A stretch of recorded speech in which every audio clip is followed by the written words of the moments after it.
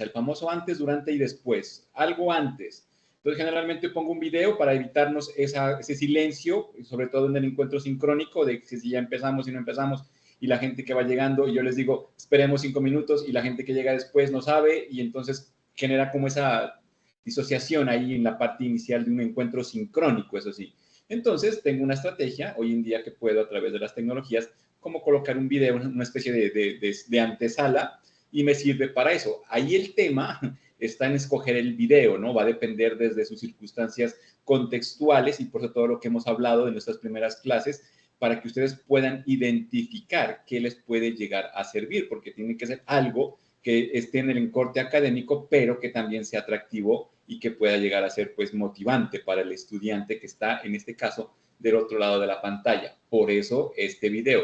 Y voy a arrancar preguntándoles si sabían esto del Wi-Fi, ¿no? Que ahora, con estas nuevas tecnologías apoyadas en la resolución de datos con inteligencia artificial, pueden crear un video a partir de las interrupciones que consigue la señal del Wi-Fi ahí dentro de un hogar o dentro de un edificio. La respuesta concreta, sí o no, nada más. Si lo sabían o no lo sabían, ese es el punto. Pues ahora ya lo saben con el video, pero antes del video, ¿lo sabían o no? Porque es un caso puntual, ¿no?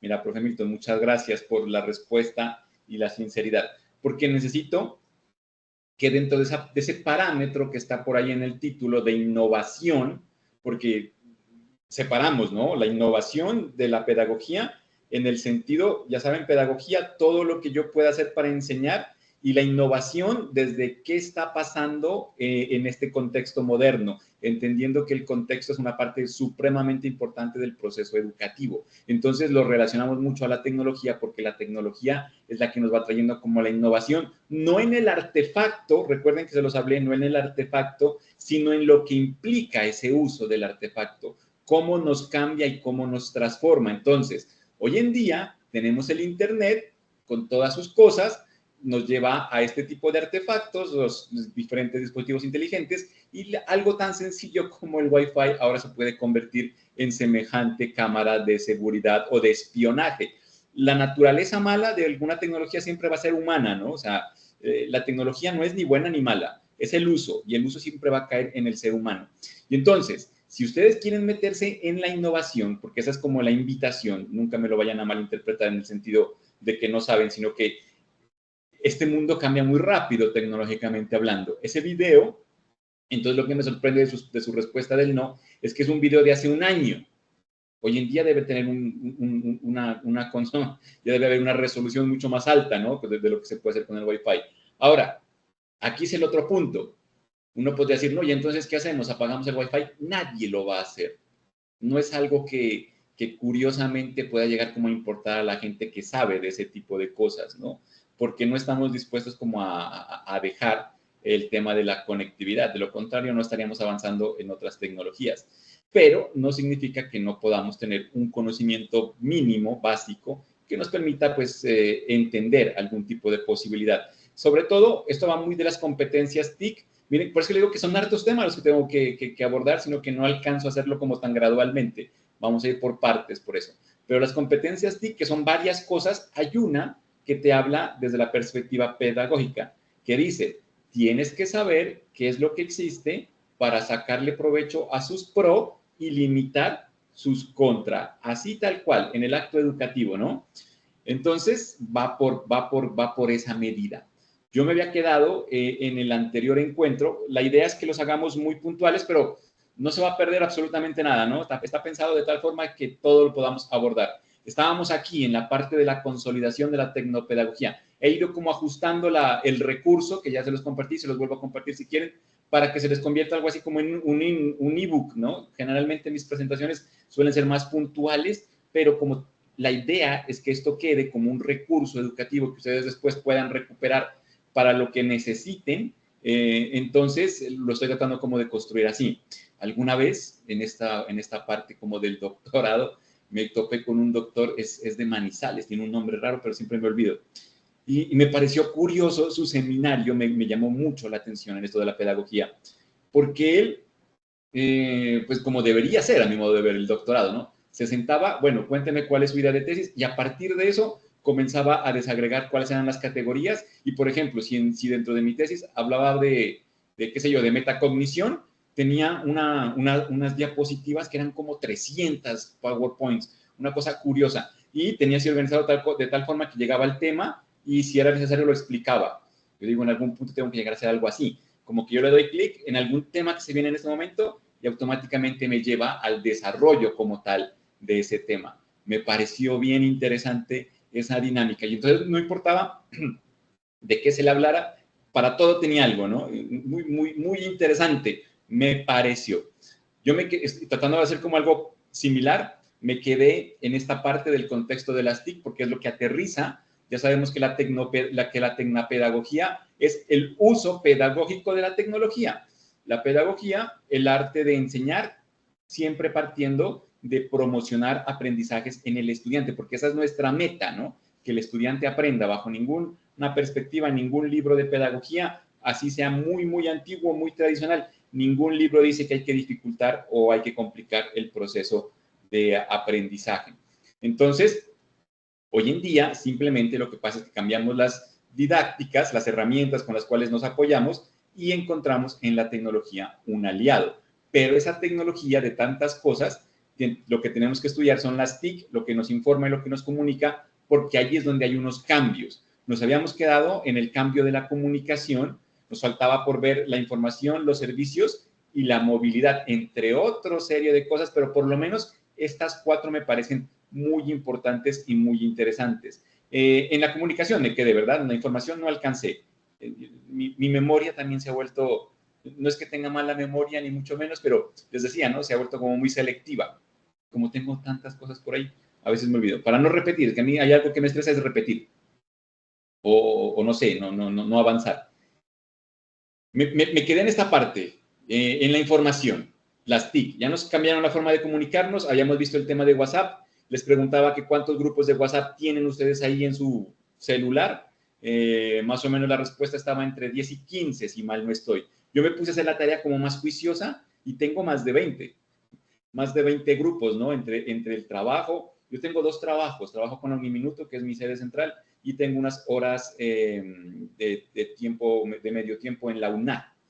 Entonces ahí son 4 grupos que hay ahí, porque es como el del programa, como el de la facultad, más los de la familia, más otro tipo de cosas, más los de los amigos, un montón. Entonces uno me ponía el otro día y digo, sí, el tema de la comunicación ha cambiado mucho, ¿no? Hasta para vender.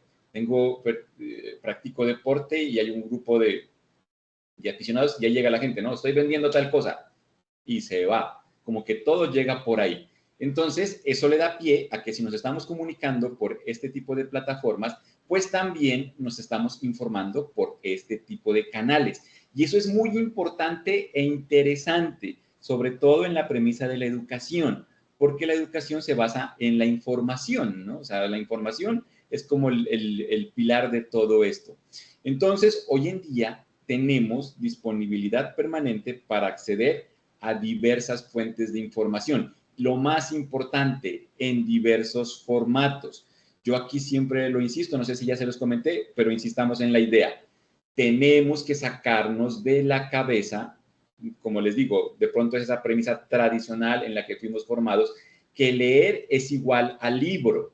Eso no es verdad. En la actualidad ya no lo podemos asociar así. Hay que recomponer o reconfigurar o resignificar la acción del verbo leer, ¿no? Leer es el adquirir información, porque antes sí, leer era decodificar el lenguaje, los caracteres, bueno, una serie de cosas que venían en los libros, pero es que la información hoy en día ya no viene en los libros. Es más, todo lo que tiene que ver como con la parte analógico impresa está como desapareciendo poco a poco por diferentes razones, entre ellas la preferencia.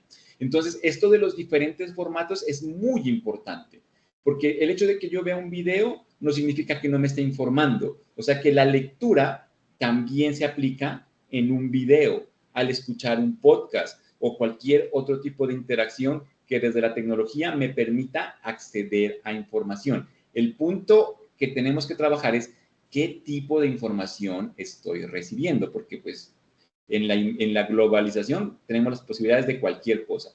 este video ayuda a contextualizar una idea que es muy puntual. Afectados solo en Andalucía, que se dice pronto. Y atentos a esto, el ticket de compra, ese ticket tan popular que nos dan cada vez que vamos a comprar cualquier cosa, pues cuidado porque el 90% de los tickets que se utilizan en el comercio pueden acarrear problemas de salud. Lo dicen expertos de la Universidad de Granada, que ha liderado una investigación internacional. Proponen sustitutos cuanto antes por otro tipo de recibos sin sustancias tóxicas, como ya se ha hecho en otros países europeos. Nos recomiendan no manipularlos, ni guardarlos, ni rayarlos, desde luego, con las manos para reducir la exposición y, por lo tanto, los riesgos para la salud, sobre todo en embarazadas y en pequeños. Vean esto. ¿Sabía usted que la mayoría de tickets de compra contienen una sustancia muy perjudicial para nuestra salud? ¿Usted no tenía ni idea? Ni idea. El nombre de esta sustancia es bisfenol A y está presente en el 90% de los tickets que manipulamos a diario y que están elaborados con papel térmico. Así lo revela un estudio internacional liderado por la Universidad de Granada. Pues estos tickets térmicos, que están basados en bisfenol A, contribuyen a la exposición diaria de las personas comunes al bisfenol A. Y el bisfenol A, al ser un disruptor endocrino, contribuye a la enfermedad hormonal. Por ejemplo, comportamiento en los niños, cambios en el comportamiento de los niños, infertilidad en los jóvenes, cáncer hormonodependiente en los adultos, son la serie de enfermedades que se relacionan con la exposición a bisfenol A y a otros compuestos disruptores endocrinos. ¿Somos conscientes del peligro que puede tener lo que manipulamos de manera habitual? Lo que estoy sacando con la uña es bisfenol A, la sustancia con la que se ha cubierto todo el papel para que con eso la cabeza térmica deje marcadas las letras. Es decir, no hay tinta. Alguien me preguntaba, ¿es que estas tintas son tóxicas? Digo, no, no hay tinta. Todo el papel viene cubierto. ¿Qué hace usted con los tickets de compra? Los voy echando en la cartera, y además cuando veo ya que no me cierra la cartera los tiro, pero que esto pues lleva aquí 6 meses, 7 meses por lo menos. Las recomendaciones más sencillas son por el momento no acumular los tickets de caja. Si es necesario conservarlos, como nos han dicho muchas veces los dependientes, haz una fotocopia, porque esto se va a borrar. Señor, esto se borra, haga una fotocopia. Y fundamentalmente tener mucho cuidado en que esté mucho tiempo con nosotros, puesto que con las semanas se va perdiendo lo que está escrito y el polvo de bisfenol A que está en superficie va cayendo y contaminando la cartera. Catedrático de Medicina Nicolás Olea, autor de uno de los principales trabajos de este estudio, advierte de que no se deben mezclar los tickets con la comida. No metas los tickets de la compra junto con el pescado. Ayer fui al supermercado, me dan los boquerones y hace la señorita tacatá y me mete el ticket de la compra de bisfenol A pegado a una atmósfera húmeda del agüita que sale de los boquerones. Eso es contaminación por el bisfenol A, porque esto no es un polímero, es claramente puro bisfenol A. Pepe, no se lo meto en la bolsa, se lo doy en la mano, ¿vale? Mucho mejor así, mucho mejor así. Bueno, ella con las manos ya lo lleva en las manos y luego va al pescado. ¿Lo piensa él o no? ¿Dónde te ha dado esa? Eso siempre va en mano. El ticket va siempre a la vuelta en la mano, siempre. El ticket en la compra no, porque se pega con la carne y eso es muy mala higiene. Y otra cosa que hemos visto es esa manía de arrugarlos o de manosearlos para tirarlos no es conveniente. En Francia el bisfenol A y los tickets térmicos se prohibieron en el 2014. En España nos han dicho que se hará en el 2020 y desde que lo supimos en el 2014 le preguntamos al gobierno español de por qué no se tomaban medidas y dijeron que se iban a tomar pero más adelante. Para el usuario son fáciles de identificar, ya que se trata de esos recibos que pierden lo impreso con el tiempo o que al pasar la uña se ennegrecen por la superficie. Manipularlos lo menos posible es el consejo hasta que se tomen medidas por parte de la autoridad competente. Gracias, Silvestre. La pregunta similar. ¿Sabían lo de la bisfenola? Vuelve y juega, ¿un sí o un no?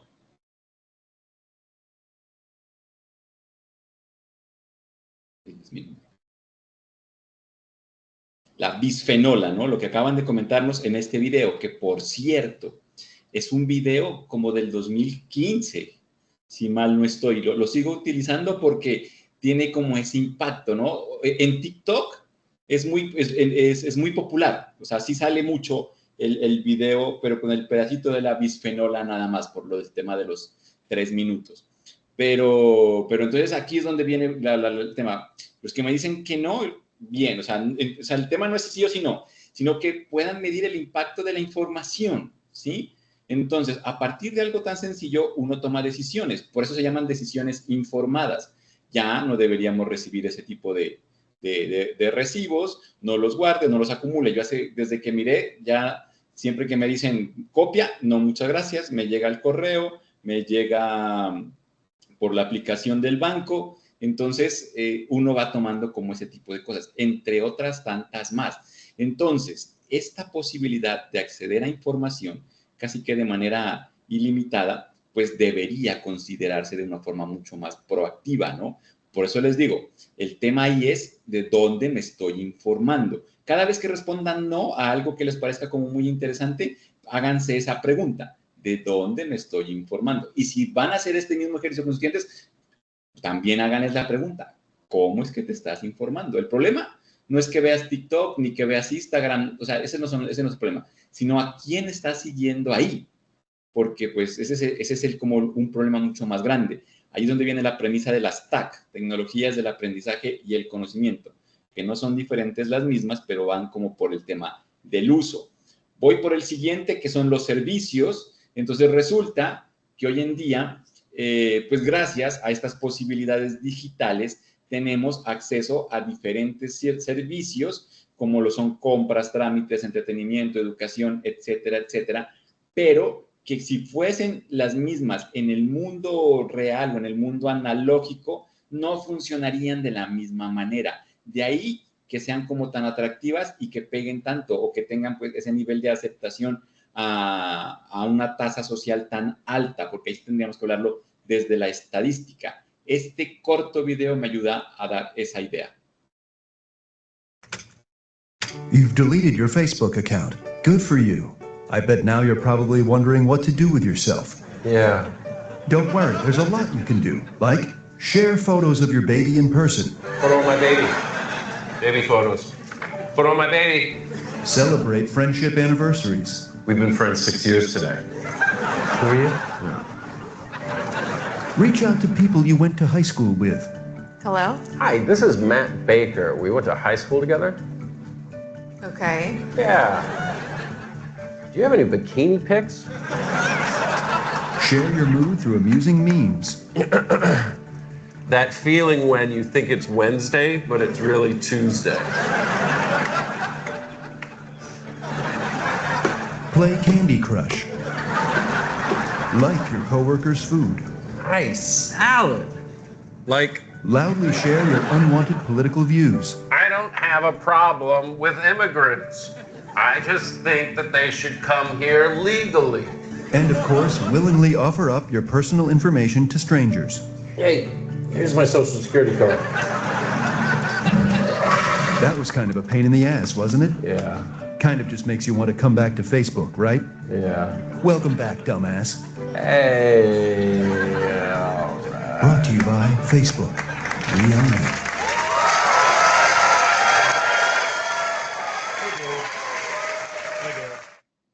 Miren, el punto es, hay que entender el entorno digital, ¿no? O sea, las cosas y las formas, cómo funcionan en ese sentido de la interacción. Por eso siempre digo, entender, pero sobre todo respetar lo que significan las interacciones en el entorno digital. Que le gustan los stickers, que le gustan los emoticones, bueno, porque así funciona la comunicación o cualquier otro tipo de circunstancia, porque se va basando en ese tipo de premisas, ¿no? Hoy en día, yo creo que me lo responden ahí en el chat. Si tienen que hacer ustedes, no sé, comprar algo, ¿prefieren de forma analógica o digital? O sea, compras virtuales. Es que hay muchos beneficios inclusive, ¿no? O servicios. ¿Alguno de ustedes todavía paga algún tipo de servicio yendo al banco? Por ejemplo, ese tipo de preferencia, sin decir esto está bien o esto está mal, porque ese no es el punto, siempre les voy a recordar, no piensen en lo que esté bien o está mal, sino entiendan simplemente la realidad, porque es contextual, ¿correcto? De lo contrario, les va a quedar difícil adaptarse a la innovación. Entonces, por ejemplo, ese tipo de cosas sí diferencian a un nativo de un inmigrante digital, ¿sí? El que no puede meterse en ese entorno digital, no porque sea malo o porque no pueda, sino es porque no quiere, es un tema de preferencia, de actitud, ¿no? Por ejemplo, yo aquí siempre lo tomo a mi papá, por el papá debe estar, le deben arder las orejas siempre, porque papá es el muy típico ejemplo del inmigrante digital. Papá me sabía salir con este tema, no sé si ustedes se acuerden. Papá me decía, yo soy uga uga, ¿se acuerdan de eso?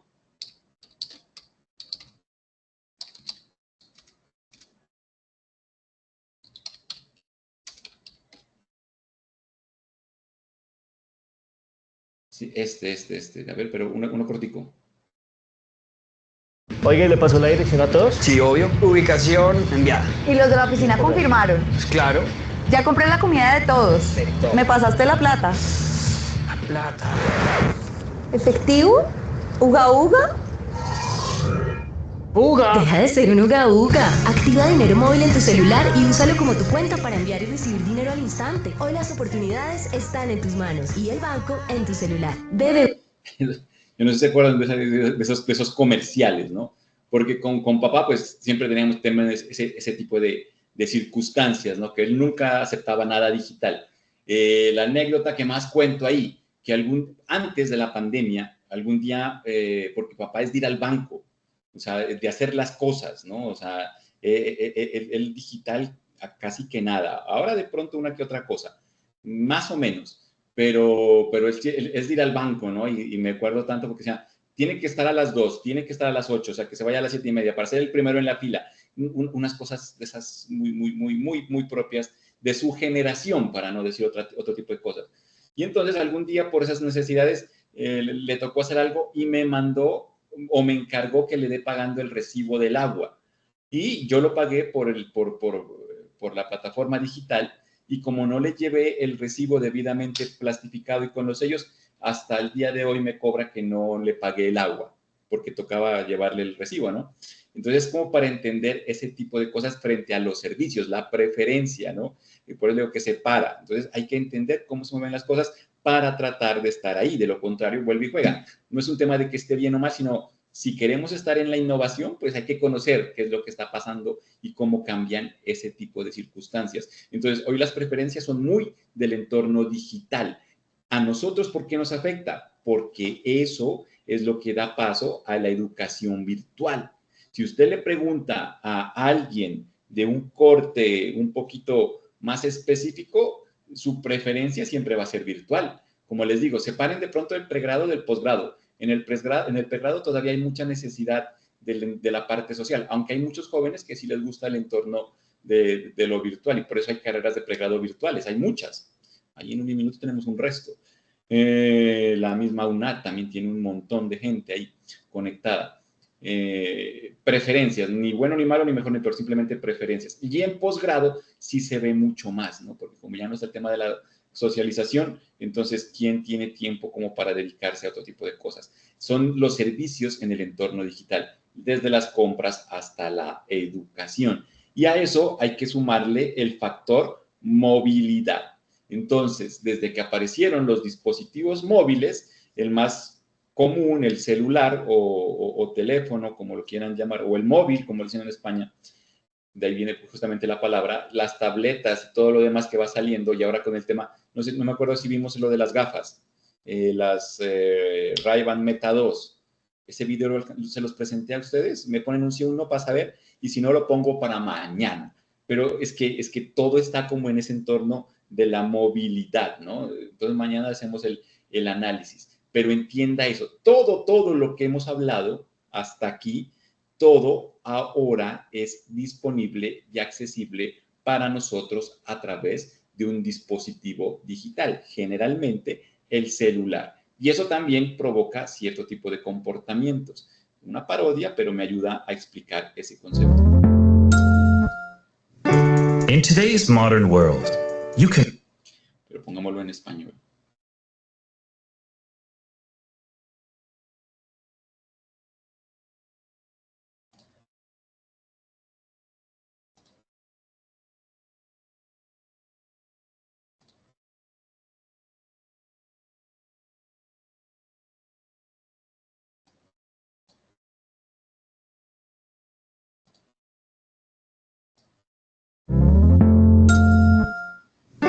In today's modern world, you can watch what you're doing, or you can watch where you're going, but you can't do both.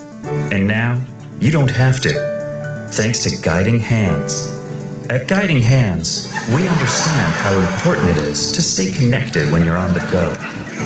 Simply request a guiding hand, and within seconds, we'll be at your side, ready to guide you to your destination. Let us navigate your world, so you can navigate the web. Your guiding hand will take care of all the pesky distractions that once forced you to look up. We look out for you, so you can keep an eye on the things that matter. Enjoy the security that comes in knowing you are finally, truly connected. You'll never have to look up again. Ever. That's a promise. Guiding Hands. We got this.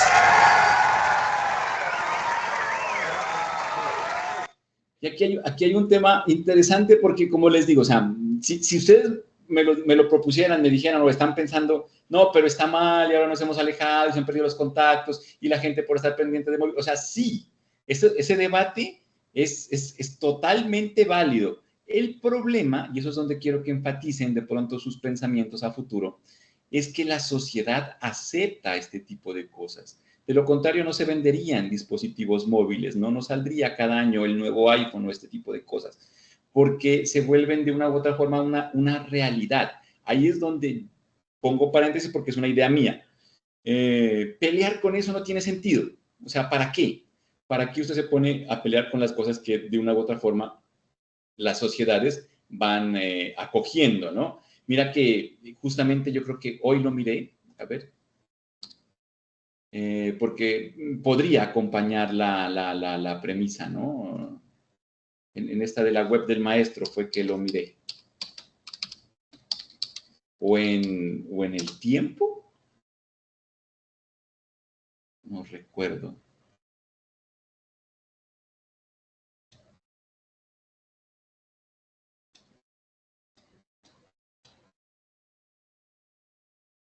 Mira, esto es lo que estábamos hablando. No, pero la publicación que busco es que dice, de nada sirve que la escuela prohíba el celular si la familia no está dispuesta a poner cierto tipo de parámetros. Y esa me parece una realidad muy puntual que hay que enfrentar, ¿no? Ahí le digo, generalmente mis maestros en la maestría en la que yo trabajo en Uniminuto, pues son maestros de educación básica y les toca enfrentar de pronto un poco más, porque en la universidad yo creo que ya no tienen como tanta potestad de ustedes como de decirles saquen o guarden o no traigan el celular, o sea, no sé, ya hay otro tipo de escenario. En el bachillerato todavía se discuten ese tipo de cosas, pero entonces es como una pelea que solo quiere dar la institución y no tiene ningún sentido, ¿no? Además que es una pelea que de por sí ya está perdida. Que le pongan cierto tipo de restricciones en algunos momentos o algo, puede ser, pero es una batalla que a la larga no va generando ningún tipo de beneficio, ¿no? Más bien hay que buscarle la forma. O vuelve, y aquí también salía la otra premisa que decía que en China enseñan inteligencia artificial, en Japón articulan las tecnologías y acá seguimos pensando en prohibir el celular. Desde la perspectiva innovación, no se olviden, ¿no? Cambios, diferencia. Si yo veo que el resultado está mal, pues algo tengo que hacer de forma diferente. Ahí ya cada quien en su contexto lo va a ir analizando. Y como todo esto es muy contextual y ya entendemos un poco el paradigma de las TIC, ahora en la actualidad el tema es que nos llegó otra tecnología que está poniendo las cosas mucho más complejas todavía. Está mucho más dentro de esta parte disruptiva, porque los cambios que se están produciendo son mucho más rápidos. Y ese es el tema de la inteligencia artificial. Lo pensaba justamente en estos días. Ustedes me pueden colocar ahí en el chat, vayan haciendo memoria, ¿cuál fue su primer dispositivo móvil? ¿Se acuerdan la referencia? Más o menos, ¿en qué momento de su vida llegó el dispositivo móvil? A ver, tengo que ponerle como fechas también, ¿no? Yo todavía era estudiante. Yo tuve ese Nokia 1125, creo que es.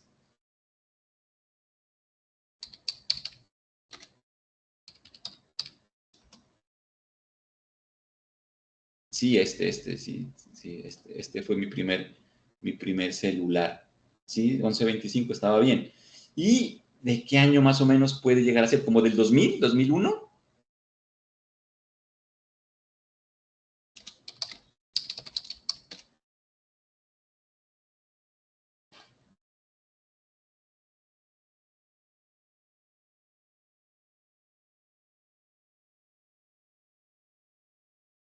No, no me da el dato. Pero yo haciéndole caso más o menos como por el 2000 le voy a colocar. Supongamos que acá el tercer mundo siempre nos llega más tarde, ahora de pronto no es tanto por la globalización, pero sí puede ser como por ahí en el 2002, más o menos, ¿no? Luego uno ya fue teniendo las evoluciones, como me están colocando ahí. El 1100 también lo tuve, de ahí tuve un Sony Ericsson, un montón de celulares. Pero pasaron como 10 años, por ponerle más o menos, hasta que pude tener acceso a mi primer smartphone, que era un Galaxy Ace, me acuerdo. Sí, más o menos como en el 2013, sí, son como 10 años hasta que tuve este tipo de tecnología. Pero piénsenlo, 10 años, en 10 años, una década, muchas cosas que permitieron como irse adaptando a lo que era la entrada de este tipo de cosas. La inteligencia artificial, por lo menos la que nos toca ahora, salió en el 2022 a finales y está cumpliendo 3 años apenas, pero en 3 años ha hecho un montón de cosas. Entonces, he ahí la parte disruptiva, ¿no? Y leí justamente hoy que parece que a finales de este año van a sacar el ChatGPT 5.1, que pues implica otro tipo de razonamientos. Pero para meternos más en el tema es que tengo esta premisa que está acá, ¿no? Ya sabemos entonces que existe la inteligencia artificial. Primero, ¿qué es la inteligencia artificial? La idea es un repaso, pero no meternos tan técnicos porque no se vuelve para allá, ¿no? La inteligencia artificial surge desde hace mucho tiempo atrás, no es algo nuevo. Eso sí quiero que lo lleven muy presente en su recuerdo. Básicamente, desde que se inventó la primera computadora, surgió la idea de crear sistemas inteligentes que cuando hablamos de inteligentes equiparen el nivel de inteligencia del ser humano, que tengan como esa misma posibilidad de razonar, porque se supone que lo que nos hace inteligentes y diferentes al resto de las especies del mundo es la capacidad de razonamiento. Más sin embargo, esa perspectiva del razonamiento aún no se acaba de cumplir, pero pues en más de en casi un siglo de evolución, imagínate todo lo que se ha ido logrando en perfeccionamiento de ese tipo de sistemas. Me gusta mucho cuando estoy en esta parte hablar de una película que es la de El Código Enigma. ¿Han visto esta película? En HBO, me dice. Yo creo que estaba en Netflix. Es más, ustedes son de plataformas, tienen Netflix, HBO, Disney, Amazon, alguna, todas. ¿Qué tan digitales están en ese sentido? Escríbanmelo, por favor, en el chat para saber nada más, porque el contexto, como les digo, es importantísimo. A mí me falta solo una y estoy por comprarla, la de Apple TV, porque hay unos programas muy interesantes. Sí, todas. Profe Milton, yo creo que ahí nos movemos, ¿no? Sí, por favor, escríbanlo porque necesito saberlo, ¿no? Apple también me dice. Listo, miren, porque son dos cosas. Y no sé si me toca irlo como aterrizando desde las competencias digitales. Es que le quiero dar un espacio puntual a las competencias digitales docentes, ¿no? Pero mira que hoy en día no sería problema si no tienes HBO o este tipo de cosas. Voy a hacer un ejemplo corto y después lo explico bien porque es que no quiero demorarme. Hoy quiero salir del tema de la inteligencia artificial para meterme más como en la parte práctica. Pero supongamos que usted no tiene ni Netflix ni nada de esas cosas, Por eso les preguntaba, era por saber nada más, ¿no? Pero es que estamos en un mundo que nos obliga a estar en el entorno digital. De lo contrario, quedan out. Y hay muchas premisas importantes para aprender en el entorno educativo. Es que hay mucho material desde las perspectivas de los contenidos, ¿no? Entonces, miren, yo puedo entrar a páginas como, por ejemplo, Repelis, es que me gusta a mí, o Cine Calidad. Pero no intenten esto hasta que no les explique otras cositas, ¿vale? Porque tengo que explicarles el tema de las extensiones y unos bloqueadores para que no les vaya a caer virus. Pero hay un montón de páginas de este corte donde simplemente uno entra y aquí busca lo que quiere ver, ¿no? Entonces, código Enigma.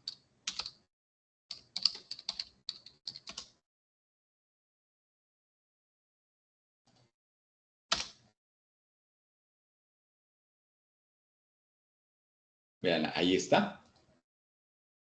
Simplemente es darle aquí. Ahora, cuando ustedes le dan clic a este tipo de páginas, va a aparecer un montón de publicidad porque ese es el trabajo de ellos, ¿no? Con la publicidad, y en esa publicidad y al dar clic pueden bajar cierto tipo de archivos que son dañinos. Yo utilizo un bloqueador, por eso no me pasa ese tipo de cosas. Pero todo esto de las extensiones y demás, como les digo, tendría que explicarlo puntualmente para que no vaya a pasar. Pero el punto aquí es que... Miren, ahí están las...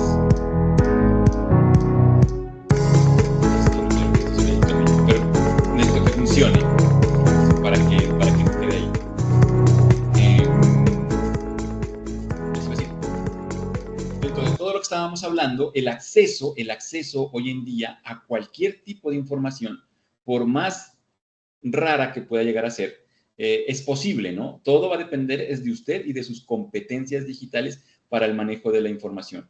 Inclusive yo tengo otra extensión con la cual puedo descargar, y a veces antes de meterme a las plataformas ponía en una memoria y lo miraba en el teléfono o en el televisor o lo que fuese necesario. A veces hay películas por ahí como muy escondidas que me pide mi hijo, me toca también como plazarle ese tipo de cosas. Pero esto que estoy hablando, como les digo, en términos competencias digitales, estaría en el factor técnico. ¿Cuál es el punto aquí? Que este tipo de producciones a veces traen cosas que son muy importantes cuando tú estás explicando algún tipo de contenido. Entonces, no hay que perder de vista eso. Cuando yo miro programas y demás, por ahí pueden haber pequeñas escenas, pequeños momentos, e inclusive hay páginas que te los traen ya resumidos que te pueden llegar a servir para acortar, ¿no? Porque vuelve y juega. Como estamos en el entorno y en el medio digital, y este tipo de cosas pueden tener mucho más efecto que lo que yo pueda llegar a decir. Entonces, por ejemplo, profe Ángela, eso también me pasaba a mí, ¿no? No hay tiempo. Entonces, yo empecé a sacar tiempo mientras almorzaba, un poquitico antes de dormir. Ahora que trabajo remoto, tengo la chance, pues, de ir trabajando, y por eso tengo la otra pantalla, y a veces pongo por ahí para saber, porque tengo que explicarlo así. Todo en términos educativos, todo les puede llegar a servir. Va a depender de ustedes en su práctica pedagógica, que ahí es donde les digo, ese tipo de cosas es difícil enseñarlas porque tienen que nacerles, tienen que ustedes aprender como a reconocer, pero se puede. Miren, lo voy a explicar así. Alguna vez me encontré un artículo de estos que decía que los estudiantes que tienen acceso a este tipo de plataformas y a este tipo de contenidos tienen la posibilidad de alcanzar mejores resultados en diferentes circunstancias. Y ponían dos ejemplos puntuales. Uno era el tema de educación sexual y otro era el tema de manejo de las drogas, inclusive para padres de familia, que me parecía muy importante porque daban a conocer esto. Y entonces ponían como ejemplo estas series. Primero, Sex Education. Que yo hasta que no leí eso, que eso fue hace como unos buenos años, no la había visto. ¿Ustedes la han visto esta serie? Es un sí o un no, nada más. Y para no hacer spoiler, ¿no? Se volvió de mis favoritas. Una muy buena serie. Ahora, el punto es el siguiente, por eso les digo que es el contexto.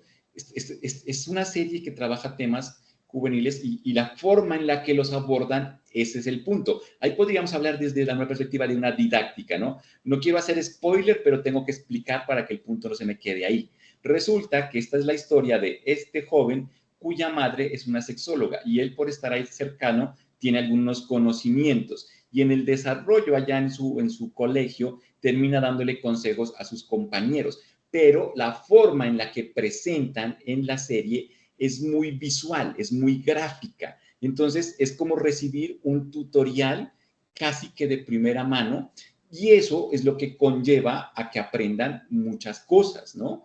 Y entonces, porque es un artículo, es una investigación, demostraban que quienes tenían acceso a este tipo de circunstancias, pues terminaban mejor informados y tomando mejores decisiones. Entonces, algo que parecía solo de entretenimiento puede llegar a servir. ¿Cuál es mi tarea como profesor? Si yo sé que mis estudiantes no tuviesen como acceso o no lo puedo recomendar, porque va a depender, ¿no? Como les digo, no todo hay que saber aterrizar las cosas. Yo les enseñaría esto que les acabo de mostrar y aquí mírenlo y no sé, y podemos partir. Lo mismo pasaba con otras series, como por ejemplo esa de Élite, que hubo un montón de memes cuando esto fue popular, porque ahora ya no lo es. Porque si tú trabajaras o tienes algún adolescente, es bueno entender por qué ahora hay tantas cosas y tantos cambios. Hay muchas cosas que a uno de pronto no le vayan a gustar desde la perspectiva, como les digo, generación, pero pues, ¿qué hacemos si esta es la realidad? Y hay otra que es mucho más interesante, que todo eso tuve que verlo, Euforia. Porque esto con el tema de las drogas, supremamente importante, ¿no? Da una clase magistral de cómo manejar ese tipo de temas y hay que ponerle como mayor atención. Tendrían que verlo, se los recomiendo. Pero miren cómo todo esto que les estoy diciendo de las premisas de las TIC y demás sí afecta en el panorama. Entonces, la premisa técnica es muy sencilla. Se pueden acceder a este tipo de contenidos de forma gratuita inclusive, ¿no? Teniendo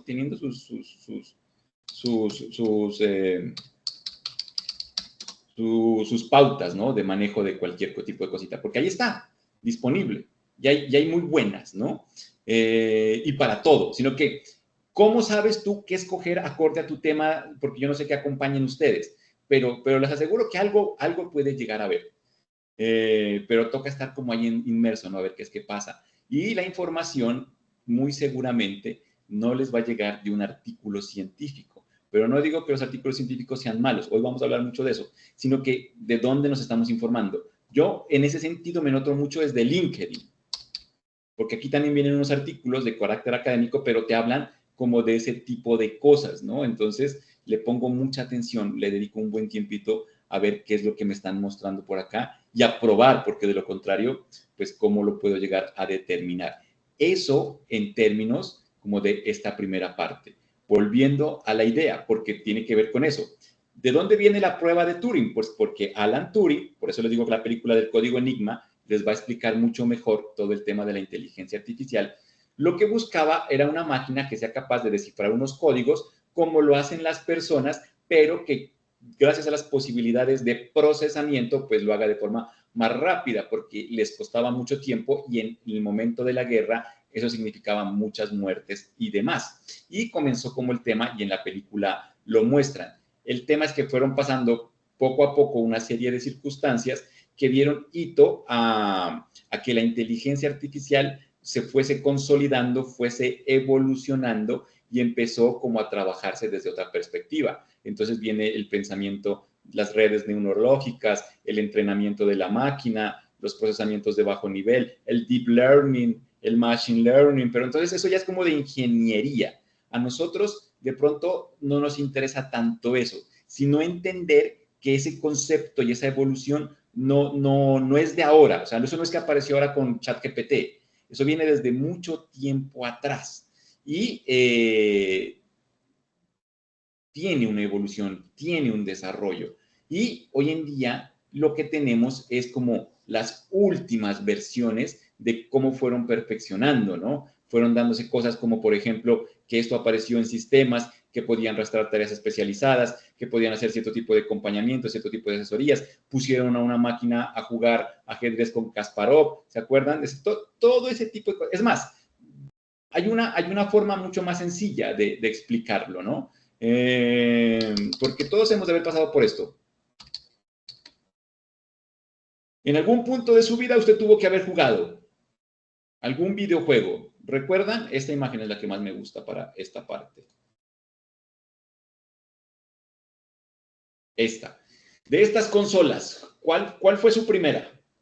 ¿Con cuál tuvo contacto? Estoy seguro que sí. ¿Alguien nunca ha jugado un videojuego? No creo, ¿no? Así sea la culebrita en el Nokia 1100. Pero sí, profe Felipe, somos generacionales, ¿no? Yo también vengo desde el Atari 2600, ¿no? El Family, claro. Ese fue un regalo de Navidad que tanto me acuerdo ahora. Todos, el profe Felipe ha pasado por todas, por lo que veo. Los demás, ¿qué tan cercano están aquí? Xbox. Porque miren, el punto es el siguiente. Siempre en cualquier tipo de máquina, no piensen que el computador solo es el de escritorio, ¿no? En cualquier máquina hay elementos de cómputo y esos elementos de cómputo tienen programas cercanos a la inteligencia artificial. Va a ser un tema de evolución, ¿correcto? Por ejemplo, el primer juego que pudimos tener, el Pong.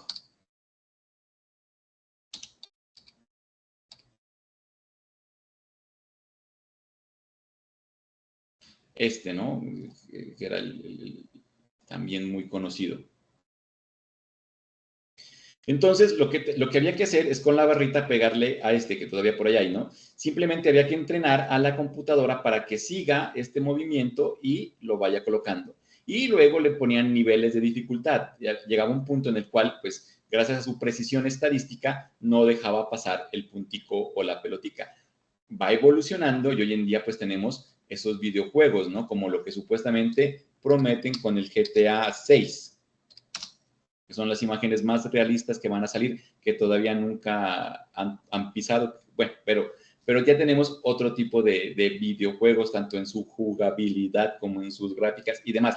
Pero ahí hay elementos de inteligencia artificial. El punto es que esto siempre ha estado por ahí con nosotros, nos ha rodeado, sino que no habíamos tenido acceso directo a ese tipo de tecnologías, porque se requería algún tipo de conocimiento técnico.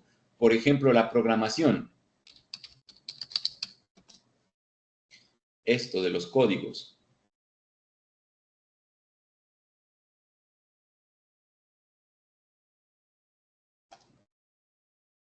Entonces, tú tienes que saber manejar el lenguaje de la máquina para poderte comunicar con ella, porque resulta que cualquier sistema va a depender de las mismas tres premisas. Eso es lo primero que uno le enseñan en ingeniería, ¿no? Todo sistema se basa en los tres elementos básicos: entrada, procesamiento y salida. El problema es que la entrada, hablar o darle información a una computadora era supremamente complejo, porque tú tenías que aprender una serie de códigos y de lenguajes para poderte comunicar con la máquina. Hoy en día, gracias a la evolución de esa inteligencia artificial, se ha posibilitado que las máquinas ya no tengan un lenguaje tan primitivo, por decirlo así, o no sé si sería la palabra más correcta, pero un lenguaje tan técnico y que se parezca más ese lenguaje al lenguaje nuestro. Y entonces esas entradas cambiaron y ahora ya no necesitan un código especial, sino que entienden español o inglés o mi voz o una imagen. Entonces, tienen la posibilidad de comunicarse como si fuesen tal cual una persona humana. Ya eso es a lo que le han llamado la inteligencia artificial generativa, porque es la que es capaz de reconocer esas entradas para generar procesamientos más complejos y entregarnos un resultado muy similar al que me hubiese entregado un ser humano. Por eso viene la parte generativa. Crear, pero es un crear entre comillas, ¿no? Porque no es que sea algo autónomo de la máquina o algo, ¿cómo sería la palabra? Original. O sea, no viene por ahí. Ahora lo explicamos en la siguiente diapositiva, que lo tengo como mucho más. Lo que tienen que ustedes llevarse muy claro ahí es esa parte, ¿no? que las herramientas generativas permiten producir contenido textual, visual, sonoro, porque así como lo entienden, pues también lo pueden entregar. Y en ese sentido, pues generan otro tipo de posibilidades frente a lo que significa la interacción con los sistemas computacionales. Y esta cercanía a este sistema que nos entregó pues ChatGPT como primera inteligencia artificial generativa a la cual tuvimos acceso a finales del 2022 o en el momento en el que usted haya llegado. Colóqueme en la fecha en la cual usted empezó a interactuar con la inteligencia artificial. Interesante, solo por contexto. Pero ya estamos cumpliendo 3 años, ahora en noviembre justamente, del lanzamiento del primer ChatGPT, ¿no? Y entonces nos dio esa posibilidad de intercambiar. Lo que pasa es que decimos inteligencia artificial y como que ahí metemos todo, pero resulta que no. Es más, los más expertos de esta parte técnica dicen que lo que tenemos no es propiamente todavía lo que se espera de la inteligencia artificial. Es un sistema avanzado, sí, pero que no tiene lo que significarían las características de realmente una IA. Más sin embargo, pues por ahí van, ¿no? Es un camino que se está empezando a recorrer. Como la idea no es volverlos ingenieros, porque ese no es el punto acá, tenemos que irnos por premisas básicas para ponernos todos como en el mismo contexto. De aquí en adelante, cuando hablemos de inteligencia artificial, vamos a hablar de la inteligencia artificial generativa, sino que deberíamos decirlo así, ¿no? La IAG, generativa, porque si no, nos estamos metiendo en unos conceptos que de pronto no acabamos de entender, como les digo, el aprendizaje profundo y demás. A mí me pasa eso en el doctorado, porque mi tesis es competencias avanzadas en el docente para el manejo de la inteligencia artificial. Y tuve un problema porque dijeron que era de ingeniería.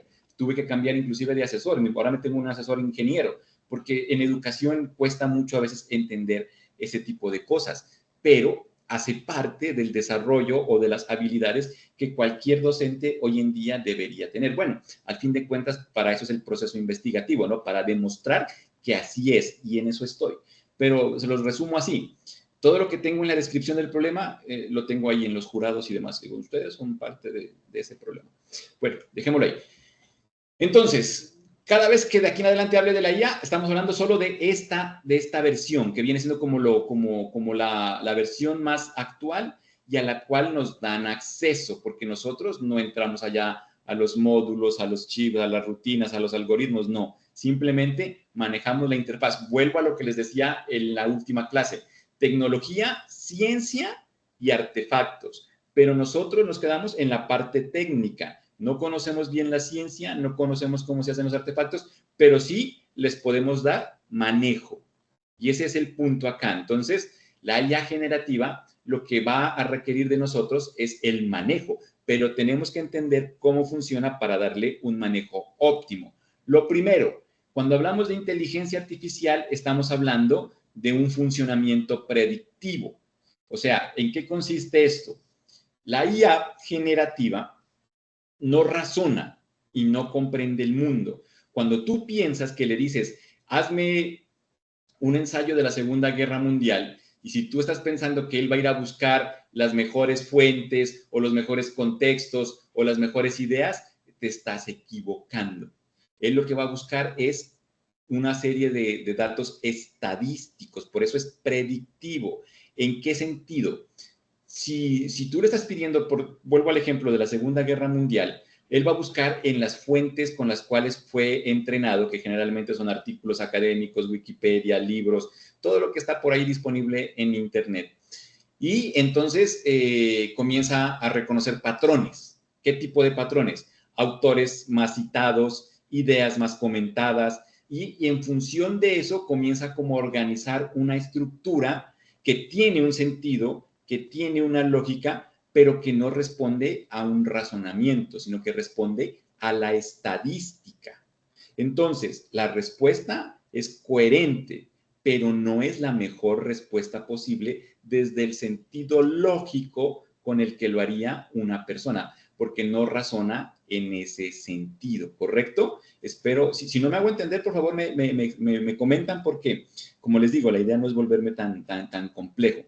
Entonces, lo que hace es, tomar pedacitos de diferentes textos, por ponerlo, o de diferentes fuentes, porque puede ser que vengan de otro lado, y va tomando como ideas y las va uniendo de tal manera que son coherentes y te crea, por eso viene la parte generativa, y te crea, entre comillas, una nueva versión de un texto con coherencia lógica sobre el tema que le pediste. Pero como te digo, no es la mejor versión posible porque no lo pensó desde esa lógica, lo pensó simplemente desde la estadística.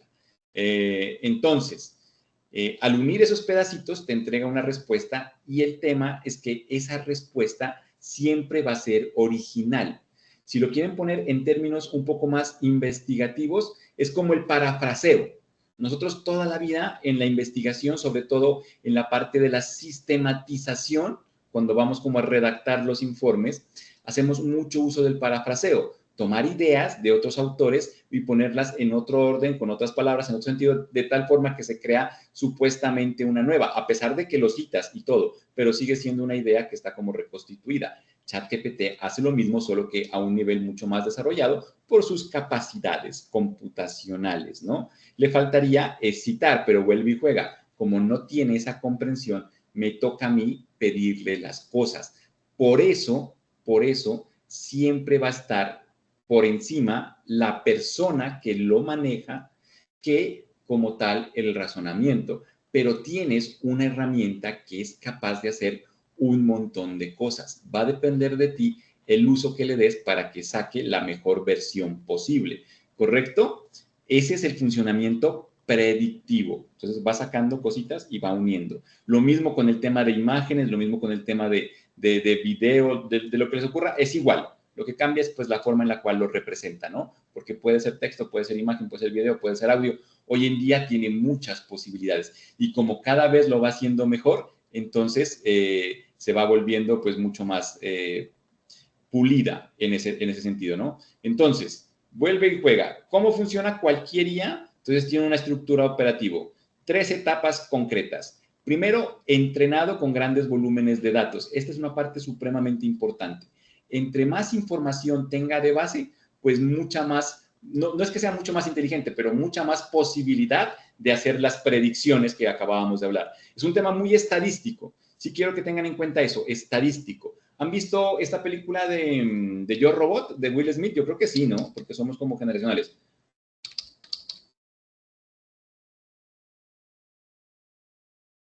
Esta, que la saben dar ya por televisión y todo.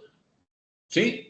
Sí, mejor dicho, la pregunta es, ¿por qué Will Smith, el papel de Will Smith, el personaje, que no me acuerdo cómo se llama, no es tan receptivo con la inteligencia artificial y con estos robots? A él le pasa algo en la vida que hace que tome esa decisión. ¿Se acuerdan? Porque estaría ahí como el principio del cual es, o por lo menos contextualmente hablando, me queda mucho mejor si se acuerdan de esa escena a lo que yo les pueda llegar a decir.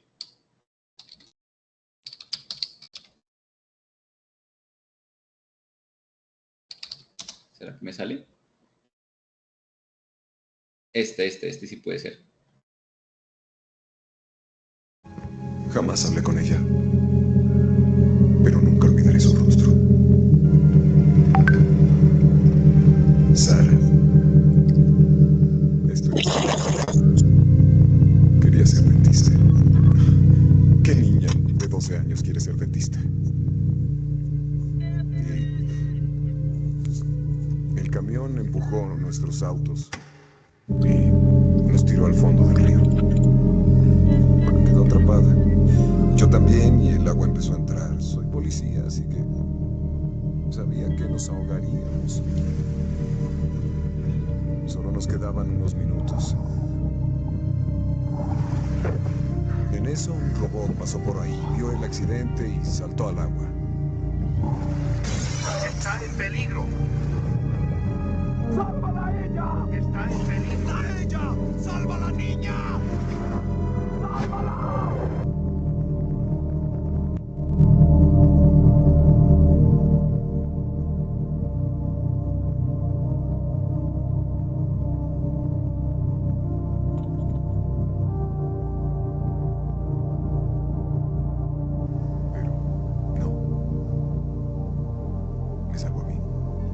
cerebro de un robot tiene sensores. Debió leer los signos vitales y calcular que... Eso hizo. Yo era la opción lógica. Calculó que yo tenía una posibilidad del 45% de sobrevivir. Sara solo tenía el 11%. Era la bebé de un hombre. 11% era suficiente. Un humano sabía eso.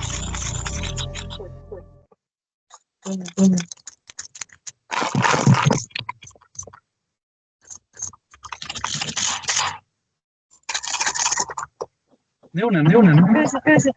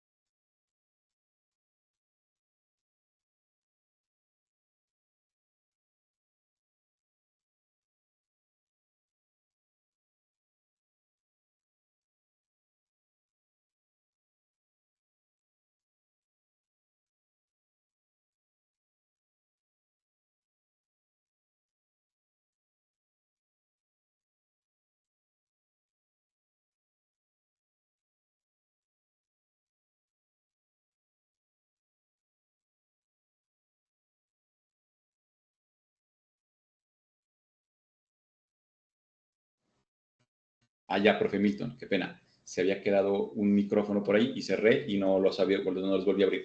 Les decía que esa escena de Yo Robot es la mejor forma de explicar justamente cómo operan, ¿no?, este tipo de sistemas.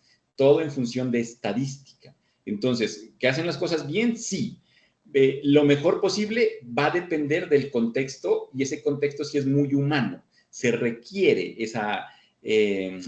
ese sentido humano para darle como una mejor operación. Tengo una analogía que aplico para poder explicar esto. En una carrera de autos, todos hemos visto una carrera de autos, pongámosle la Fórmula 1. ¿Quién gana? ¿El piloto o el auto? Ustedes pueden hacer ahí alguna con... ¿Quién creen que gana? ¿El piloto o el auto? Es un tema de los dos, ¿no, profe Álvaro? Bien. Si el auto es muy rápido, pero el piloto no tiene tanta pericia, pues no importa, no lo va a saber manejar. Si el piloto es muy bueno, pero el auto no le da el rendimiento que necesita, pues también va a tener cierto tipo de deficiencias. Entonces, en este punto la analogía dice lo siguiente. ChatGPT es un gran auto, tiene todo lo que ustedes quieran. Bueno, ChatGPT o la herramienta que ustedes quieran. Lo que pasa es que estoy como muy casado con ChatGPT. Pero no es para hacerle propaganda. Pero si el piloto sabe sacarle provecho, entonces ahí es donde tenemos. Pero sigue siendo el factor humano el que le va a posibilitar dar su mejor versión posible. ¿Cómo funciona una IA? A través de instrucciones. A esas instrucciones se les llama prompts. Entonces, una instrucción que viene desde el humano es la que le va a decir qué es lo que tiene que hacer, cómo tiene que hacerlo, con qué condiciones, características, calidades y demás. Eso significa que el prompt es la clave y ese prompt es humano. Quien piense que la IA hace las cosas y que por eso es que los estudiantes ahora ya no se rajan, está muy equivocado, porque está pensando desde otro tipo de posibilidades o no ha utilizado bien la inteligencia artificial. Y ahí es que vamos como en esas primeras prácticas, ¿no? Como a entender mejor cómo funciona y a tratar de cambiar ese chip. ¿Qué significa eso? Que si no sabemos hacer prompts, si el prompt es demasiado genérico, si no es bien explícito, si es demasiado vago, entonces no me va a entregar. Y en ese sentido, van a haber personas que de pronto no lo acaban de hacer. ¿Por qué? Porque hay que enseñarles. Y eso toca promoverlo. Es todo un tema de competencias y de habilidades. Hay unos autores que dicen que el prompt es la habilidad de la segunda parte del siglo XXI, ¿no? Antes era el aprender a aprender. Ahora la gran habilidad es crear los prompts para sacarle provecho a la inteligencia artificial.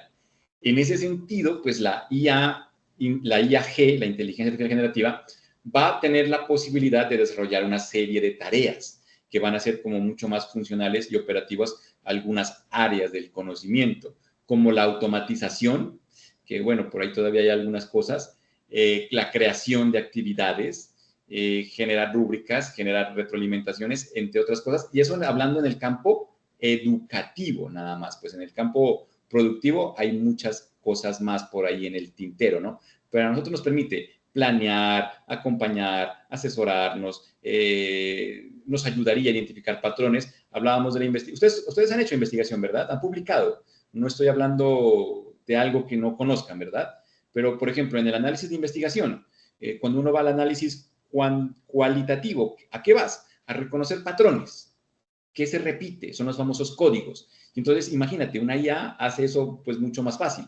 Solo hay que saberle decir qué es lo que quieres que busque, ¿no? O sea, que por dónde se pueda llegar a concentrar. Entonces, te da un montón de posibilidades en el entorno educativo. Pero, he aquí la clave, y es lo que más me gusta en el entorno educativo. Pone en consideración términos que vienen siendo algo así como un debe, pero paréntesis, porque son ideas mías. Esto de aquí sí son ideas mías. No viene así como de autores, viene de lo que he vivido y demás, ¿no? Pero se los pongo a consideración para que ustedes lo vayan aterrizando también como lo opinen. Por ejemplo, aprender es una palabra compleja en términos educativos. ¿Qué significa aprender realmente? Cuando uno va a la teoría dice, ¿no? Hay muchos autores, me acuerdo tanto porque lo tengo ahí grabado. Aprender es el equivalente a adquirir conocimientos y habilidades en una persona que antes no las tenía. Ahí entonces uno dice, bueno, ¿dónde están esos conocimientos? En la escuela tradicional, esa adquisición de conocimientos era memoria. Y luego esa memoria tratar de llevarla a la práctica. Y había gente que podía, como había gente que no. Ahora llega la IA y pues puede memorizar un montón de cosas. Entonces, si el aprendizaje fuera solo memorizar, no habría forma de ganarle, ¿no? Entonces, ese aprender desde una visión mucho más filosófica implica más cosas. Implica poner en contexto, implica la capacidad también de lo actitudinal, de lo ético. Pero, a mi modo de ver, no se le daba tanta importancia a esa partecita de la competencia porque como que era más importante que puedan recordar cosas. Entonces, estaba todo marcado en el tema del conocimiento y parte en las habilidades, en el hacer. Hoy ya no se necesita porque pues todo eso está ahí gracias a las posibilidades de las TIC. La idea sería más desde la perspectiva un poco más justamente axiológica, que es donde vemos justamente las carencias del ser humano. Otra cosa que también queda por ahí como en el tintero, los saberes previos. No existe modelo pedagógico moderno, por decirlo de alguna forma, que no hable de teorías que vienen como ahora. Yo en este campo, como les digo, o sea, yo prefiero no cerrarme a nada. Yo considero que todo aporta, que es muy difícil decir, no, es que ahora ya el conductismo no. Y eso lo miré hoy y participé en una red social que miré ese concepto, ¿no? Que decía una psicóloga, es que tradicionalmente nos enseñaron a obedecer órdenes con refuerzos positivos. Si hacía las cosas bien, una galletica como si fuera un perro. Y entonces uno dice, bueno, listo, hay una premisa ahí interesante, pero el tema de la conducta es importante. Lo que pasa es que tú te olvidas a veces cuando estás en otro sector que en la educación infantil o en la educación básica, de pronto sí es muy importante el que se prioricen cierto tipo de comportamientos y de valores antes de poder pasar a lo otro, porque he ahí el problema. Y yo creería, entre paréntesis, que es justamente uno de los problemas que nos evidencia la sociedad, ¿no? La falta de límites, la falta de cierto tipo de comportamientos que antes sí se enseñaban. Es muy difícil, a mi modo de ver, que no se hable de conductismo. No, pues todo en extremo podría llegar a ser malo, ¿no? Pero que haya partes que sean necesarias, sí. De ahí pasamos a otras teorías, las humanistas, el constructivismo, por ejemplo. El constructivismo habla de que el estudiante construye su conocimiento a partir del contraste de sus conocimientos previos con los conocimientos nuevos y el acompañamiento de un docente que le ayuda justamente en esa mediación. Pero cuando se va a la práctica, se desconoce o no se le da tanta prelación al tema de los saberes previos. Y es supremamente importante. Y, por ejemplo, con la llegada de la IA, una cosa que es bien, pero bien importante para poder hacer los famosos prompt son los saberes previos. Porque el prompt va a necesitar características, va a necesitar cositas, va a necesitar pautas. Esas pautas vienen del saber previo de un ser humano. Ahora lo muestro en ejemplos muy puntuales, ¿vale? Pero hay ahí la gran diferencia. Inclusive, yo creo que se los comenté en algún momento, esa relación hace que los profesionales jóvenes tengan más dificultad en el entorno laboral actual, porque los profesionales que tenemos más edad tenemos más saberes previos, que vienen de la experiencia y uno sabe cómo hacer cierto tipo de cosas y le puede llegar a pedir a la IA y eso se mira. Hay mucha contratación hoy en día por ese tipo de cosas. Somos profesionales apetecidos, inclusive. Todo va a depender es cómo estén, ¿no? Por ejemplo, mínimo LinkedIn, para que por ahí vayan conociéndolos. Pero eso pasa, ¿no? Gracias a la inteligencia artificial generativa. La elaboración de mapas perceptuales. Eso tiene que ver más con la parte de las estrategias de aprendizaje. Se hablan de las estrategias de tipo ensayo, de tipo de organización. Hay otras dos que no me acuerdo, informativa y de elaboración, creo que si no estoy mal. Las de organización hablan de recoger información y ponerla de tal manera que dé un sentido lógico y permita recordar la información, tanto para presentarla o para recordarla. Cabe en cualquier teoría, pero tiene que estar como en la intención de la organización, que todos siempre estamos ahí en ese tipo de cosas. Ahí te cabe el mapa mental, el mapa conceptual, la línea de tiempo, todo lo que tenga que ver con organización, ¿correcto? Entonces, sí va por ahí, pero cada quien va a tener sus propias formas de aprender. Miren, antes de seguir, porque son conceptos que, como digo, son los saberes previos que necesito que ustedes tengan, porque de lo contrario, cuando vaya el prompt y cuando vayamos a hacer cosas, de pronto por ahí hay cosas que se van a quedar como en el aire, y eso es lo que no quiero. Entonces, hay dos circunstancias a las cuales tenemos que tenerle cuidado cuando utilizamos una inteligencia artificial. Primero, una IA generativa, la que sea, ChatGPT, Cloud, Copilot, Perplexity, la que te guste, no importa. Es muy difícil que se equivoque, que te dé mal una respuesta, porque, como te digo, parte de una información. Y entonces la probabilidad de que le pegue a lo que tiene que ser es demasiado alta. Lo que pasa es que si la instrucción, el prompt, no es claro, entonces, si no entiende la tarea, va a cometer lo que se conoce como una alucinación. ¿Y qué es una alucinación? Que te responda algo sin sentido. Pero no es porque la IA se equivoca, sino porque tu prompt fue demasiado vago, demasiado, no fue claro. Y entonces se termina inventando la respuesta porque están hechas para responder. Y vuelvo a lo anterior, como no tienen sentido lógico, no te van a decir, no te entiendo. Van a tratar de darte una respuesta.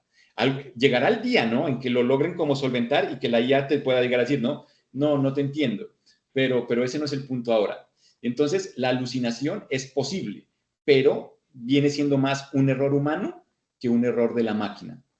Entonces, hay que tener muy, muy en cuenta eso. Quien diga que una IA se equivoca, está complejo de demostrar ese tipo de paradigma. Y luego viene el tema de los sesgos. ¿Qué es un sesgo? Como está entrenada con cierto tipo de información y como está programada para dar respuestas, pues va a depender de la persona o de la compañía por la cual fue entrenada. Puede que haya cierto tipo de información que el dueño de la IA no quiere que la IA maneje o cierto tipo de respuestas que no quiere que entregue, que eso se ha visto, ¿no? Por ejemplo, temas de racismo, de sexismo, todo esto que va ahora como en la cultura progresista. Y hay unas IA que están como más sensibles en ese sentido que otras. Por ejemplo, las de Google tienen muchos sesgos. Bueno, todas tienen sesgos. Es muy difícil, pero hay unas que tienen más que otras. La que se supone tiene la menor cantidad de sesgos es la de Grok, pero lo tenemos que ir viendo, como les digo, poco a poco. Yo le tengo miedo, la verdad, porque pues X, que es donde está el entorno, ahí es un mundo sin censura y entonces hay que tenerle un poquito más de tacto humano al momento de manejar. pero todas te van a llegar a servir dependiendo de lo que tú necesites. La decisión final es muy humana, ¿vale? En ese punto no tenemos que quedarnos. Y en el caso nuestro, pues el docente es quien tiene que actuar como ese supervisor crítico que valide la información antes de implementarla y asegurar que realmente el uso y la pertinencia que se le esté dando a la IA, pues tenga un sentido pedagógico. Aquí voy a tener que devolverme a las mediaciones. ¿Se acuerdan que el mediador era el que intervenía, ¿no? en el problema? Entonces existen las mediaciones tecnológicas y existe una que es las mediaciones tecnológicas educativas, que es como ya cuando uno se mete con la tecnología, y también tiene unas divisiones. Hay una que se llama la mediación técnica. ¿Qué es la mediación técnica? Que tú no le puedes pedir a tu estudiante que haga algo tecnológicamente hablando que tú no eres capaz de hacer. Entonces, por ejemplo, lo mandas a hacer un video y tú en la vida has hecho un video. Entonces, ¿cómo sabes qué parámetros son los que vas a evaluar desde la perspectiva pedagógica? Si no has hecho un video, ¿cómo sabes cuáles son los pros, los contras, lo que cuesta? Porque supongamos, no puede ser que en la evaluación sea recibí o no recibí el video. ¿Dónde quedan todas las premisas del desempeño y demás? Todo eso tenemos que hablarlo más desglosado, pero es para poner el contexto, ¿no? Si yo he hecho un video alguna vez en la vida, sé lo que implica. Tengo que buscar la información, tengo que volver un guión, tengo que grabarme, tengo que editar, tengo que buscar qué partes son mejores. Así sea que lo lea. Hay un proceso metacognitivo supremamente amplio y así terminé en 3 minutos todo lo que tuvo que hacer detrás de esa preparación y demás para obtener esos 3 minutos genera aprendizaje. Y entonces hay que ponerle un juicio de valor mucho más alto. Acá con la IA también hay un montón de actividades que tiene que ejercer. Por ahí, por ejemplo, yo soy de esta teoría, se está imponiendo mucho en términos de evaluación, sin importar la tarea que tú pongas, deja que hagan con IA y evalúa el prompt, porque en el prompt se va a ver todo el aporte humano. Pero pues si tú nunca has hecho un prompt, ahí va a haber como la misma dificultad, ¿correcto? Básicamente la mediación tecnológica que les digo es prueba para que ganes la competencia y después si estás ahí. ¿Listo? Esa es como la estructura. En función de eso, entonces, hoy en día lo que se trabaja es la ingeniería del prompt. Bueno, se me hicieron las 8:30 porque habíamos quedado que vamos a trabajar clases de 1 hora y media. Y está bien, porque en este tipo de interacción, más de 1 hora y media generalmente suele causar la famosa fatiga, ¿no? Entonces, dejémoslo así. Para el miércoles retomamos desde la ingeniería del prompt. Y de paso me sirve para algo puntual. ¿Ustedes me están viendo desde su computador o desde su celular? Porque yo sé que hay muchas cosas que han hecho, ¿no? Así como me pone acá el profe Víctor. Pero pues la idea es ir terminando como de pulir y de aportar. Entonces, si alguien de pronto de aquí en adelante está como más en el celular, yo les recomiendo para las siguientes clases, ojalá me puedan ver desde un computador, porque ya tenemos que meternos más como en la parte práctica. Hay que instalar unas cosas, hay que meterse como al chat, hay que ir haciendo, hay que ir mirando. Entonces, sí sería mucho más productivo en términos de la experiencia que usted pueda, pues, justamente interactuar con las plataformas directamente. O sea, que no sea solo verme a mí acá, sino que vaya haciendo. Es más, les voy a dejar esta tarea, pero no tarea de calificar, no se olviden que ese no es el punto, es el aprendizaje. Yo tengo esta percepción, ¿no? Pero como les digo, esto todavía está muy reciente. El prompt es la clave de todo esto, o sea, el prompt es el que toma valor. Pero cuando yo voy haciendo los ejemplos, generalmente los alumnos dicen, profe, compártanos el prompt. Y entonces yo no sé si compartirlo o no. Si es como ejemplo, digo, es importante porque yo también trabajo así, o sea, también aprendo mejor cuando me baso en un ejemplo. Pero pues la idea sería poder hacer los prompts. Entonces piensen si prefieren que en ciertas circunstancias les vaya compartiendo o si ustedes quieren ir como probando por sí solos. Es un tema de preferencias. Todo lo que sea en función de aprender, como les digo, desde la perspectiva pedagógica, yo tengo que aceptarlo. Pero ahí hay un punto interesante, ¿no? A trabajar, porque podemos abrir como un documento e ir colocando los prompts. Hoy en día está muy de moda eso, ¿no? Hay un montón de páginas que prompt tal cosa, pero a la larga yo considero que el contexto es el que me lleva a aterrizar las ideas para algo que es muy concreto y muy específico. El miércoles me cuentan qué prefieren, ¿listo? Se Gracias, profe Fernando, por esta noche. ¿Perdón? Muchas gracias aquí por esta noche. pregunta. Sí, perdón, me salí. Profe Mario. Lo que pasa es que hay el eco. Ah, ya. Le decías que le dejé una pregunta ahí. En el chat.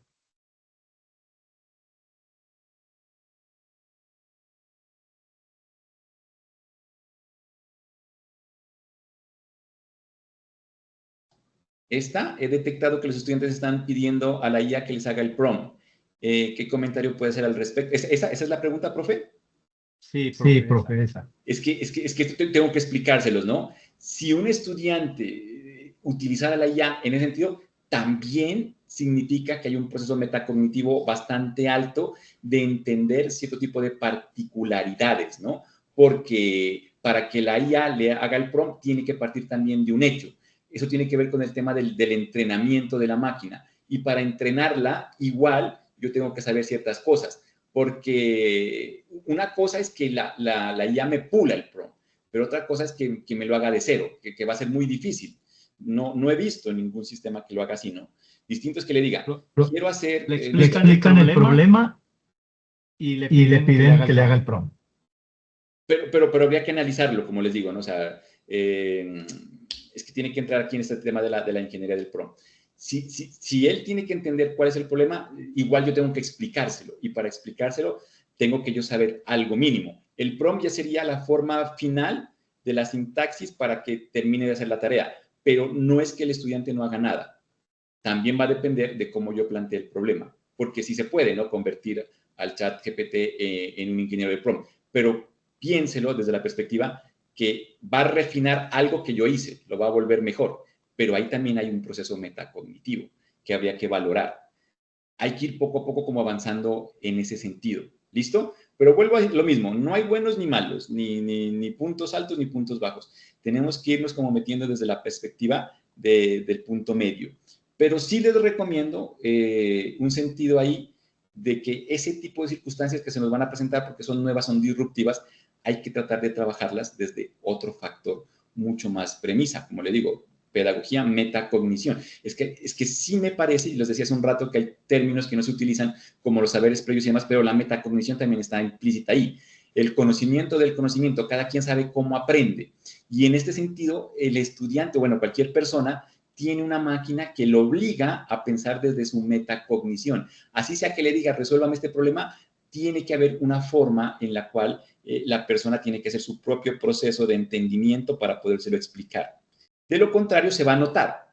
Y ahí es donde viene el tema de la evaluación, poner cierto tipo de criterios. Pero para llegar allá, como les digo, hay que ir haciendo el recorrido y hay que ir experimentando. Tengo unos ejemplos y unos tips puntuales que los vamos a trabajar a partir del miércoles, como les digo, para poder ir dando respuesta. Pero como les digo, no hay correctas ni incorrectas. Hay que buscarles la mejor manera. ¿Listo, profe Víctor? Sí, profe, gracias. Correcto. Bueno, entonces, 8:30. Eso era todo por hoy. ¿Algo más por ahí? ¿Algo me iban a comentar? Gracias. Listo, entonces los veo el miércoles a las 7, no se olviden. Muchas gracias. Feliz resto de noche. Gracias. Hasta luego. Gracias. Y gracias. Hasta luego.